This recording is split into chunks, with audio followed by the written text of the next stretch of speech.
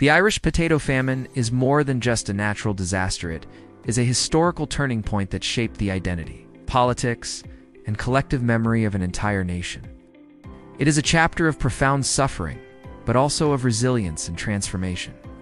To truly grasp the depth of this tragedy, we must go beyond the statistics and government reports. The real emotional core of the famine lies in its human dimension, and few mediums capture that better than literature. Through the voices of writers both Irish and international, we can feel the desperation, the courage, and the silent resistance of those who endured it.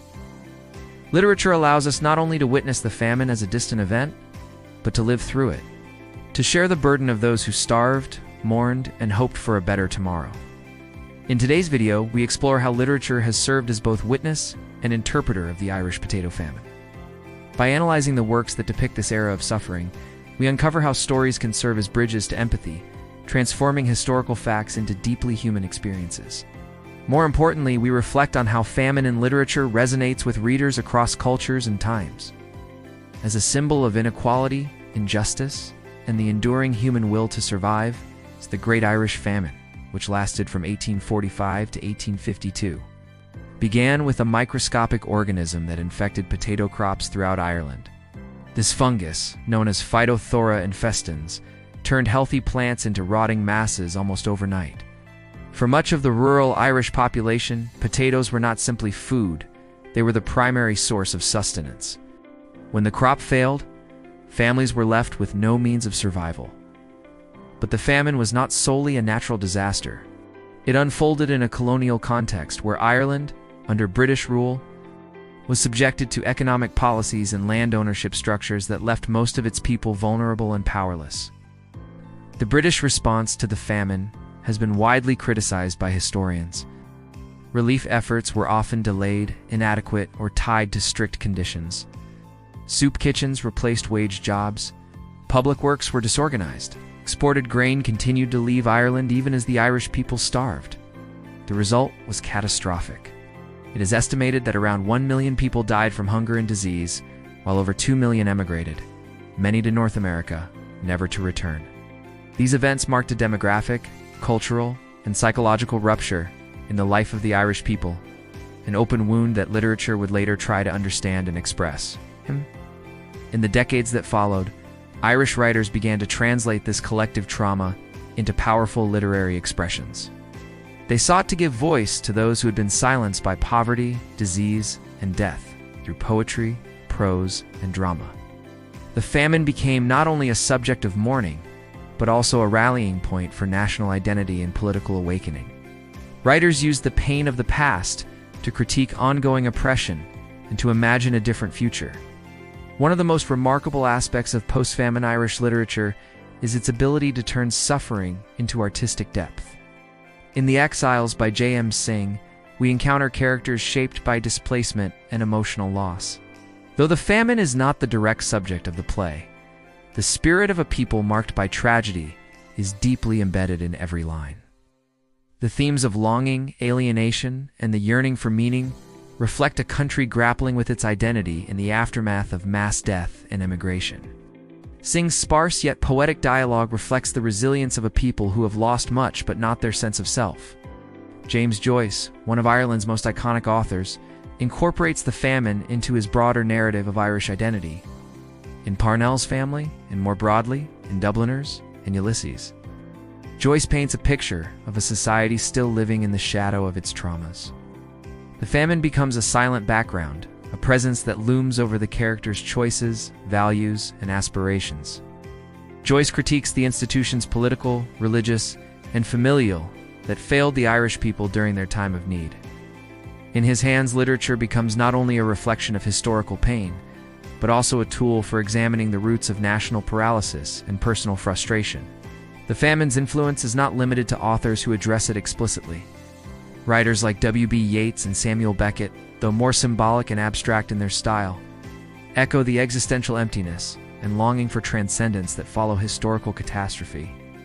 Yeats' vision of Ireland is haunted by ghosts of the past, while Beckett's characters inhabit barren landscapes where survival itself becomes an absurd act. These themes are deeply tied to the emotional legacy of the famine, legacy of dislocation, silence, and spiritual hunger. But the significance of famine in literature is not uniquely Irish. Around the world, writers have used hunger as a lens through which to explore larger issues of social injustice, political oppression, and the limits of human endurance. When we place Irish famine literature alongside global works that depict starvation, we begin to see universal patterns emerge. Take, for instance, Émile Zola's Germinal, which describes the lives of coal miners in France who are crushed by poverty and corporate exploitation. While Zola does not depict a literal famine, he portrays hunger as an ever-present force that shapes his characters' psychology and actions. Food becomes a symbol of dignity, and its absence reveals the brutal imbalance between the powerful and the powerless. Just like in Ireland, Zola's narrative shows that hunger is not merely a biological problem, but a social and moral one. In Ukraine, the Holodomor, forced famine during the Stalinist era, has also found echoes in literature. Vasily Grossman's life and fate touches on the consequences of authoritarian policies that lead to widespread starvation. In Grossman's universe, famine strips people of their humanity, forcing them to make impossible choices. Yet his writing also captures the dignity that remains even in the most dehumanizing conditions. Hunger once again becomes a metaphor for the erosion of personal freedom under oppressive rule. American literature also contributes to this global conversation. John Steinbeck's The Grapes of Wrath explores how drought, economic collapse, and systemic injustice combine to create a form of internal exile. The Joad family's journey across Dust Bowl America is not only a search for work and food, but also for respect and justice. Steinbeck shows how economic hardship can either destroy or strengthen the bonds of community. His characters do not suffer in silence. They resist, unite, and demand recognition. In doing so, Steinbeck turns their hunger into a force for social awakening. Famine in literature often functions as more than a depiction of physical need. It becomes a powerful metaphor for all kinds of spiritual and emotional voids. In George Orwell's Animal Farm, hunger represents the betrayal of revolutionary ideals and the manipulation of the masses by corrupt leaders. The animals' empty stomachs mirror the emptiness of the promises made by those in power. Hunger, in this context, is not just the absence of food, it is the absence of truth, justice, and meaning. Similarly, in F. Scott Fitzgerald's The Great Gatsby, we encounter a different kind of hunger. Hunger for identity, success, and social belonging. Gatsby's longing for Daisy and his obsessive pursuit of wealth reflect a spiritual starvation that no amount of money can satisfy. His downfall is not due to lack of material goods, but to an unquenchable thirst for validation and love. Irish literature also embraces this symbolic approach. The potato famine, in many works, stands in for the broader loss of cultural autonomy under colonialism. It represents the erosion of language, tradition, and connection to the land. Through fiction and poetry, writers attempt to restore that connection, to reclaim the voices that were silenced. Famine becomes a way to talk about everything that was taken from food to freedom. These literary metaphors invite readers to reflect on their own lives. We all carry forms of hunger within us, the need for justice, belonging, or recognition. When writers use famine as a symbol, they speak to those deeper cravings, making the suffering of the past relevant to our present condition. This is perhaps the greatest power of literature, to reveal the universal within the particular. More than any other medium, literature humanizes history. Where official records might reduce the famine to statistics and policies, literature shows us the individual faces behind those numbers. It gives us stories, voices, and emotional truths that survive across generations. When we read about characters who endure starvation, we come to understand that suffering is not anonymous, is deeply personal. Books also allow for reflection and critique. They question not only what happened, but why it happened, and what lessons can be drawn. They challenge the reader to confront uncomfortable truths about inequality and the distribution of resources.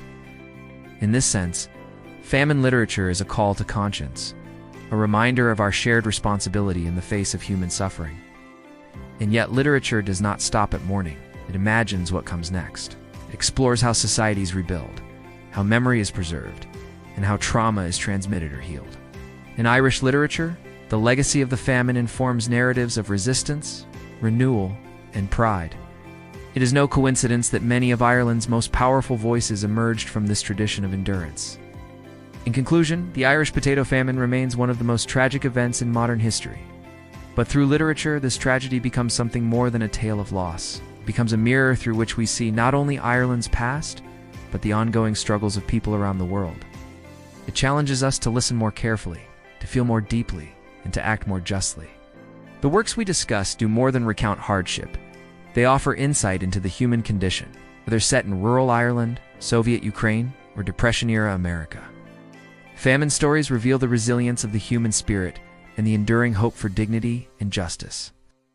In the end, literature reminds us that even in the darkest times, the power of words can keep memory alive and inspire change.